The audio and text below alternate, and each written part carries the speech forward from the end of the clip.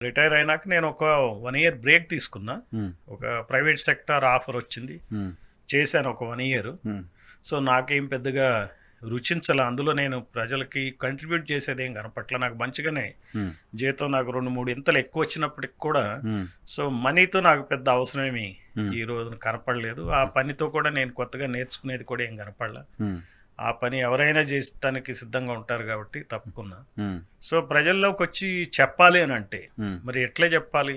ఇండివిడ్యువల్‌గా కూర్చొని చెప్తే, దానివల్ల ఏ రకమైనటువంటి స్పందన ఉండదు, చెప్పటానికి కూడా ఉండదు. హ్మ్. సో, ఈ అన్ని అనర్థాలకి మూలం ఈ రోజున రాజకీయ నాయకుల యొక్క ప్రవర్తన గాబట్టి, రాజకీయమే దానికి సరైనటువంటి దారి. రాజకీయాల ద్వారానే దీన్ని మనం డీల్ జేయాలని, ఏ రాజకీయ పార్టీలో చేరితే బావుంటదని ఆలోచించాను. హ్మ్. మనం ఉన్న పార్టీలన్నీ కూడా కుల పార్టీలే. హ్మ్.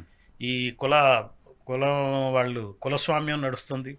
ఏ పార్టీ తీసుకున్నా ఒక మెయిన్ కులం పాత్రధారిగా ఉంటుంది.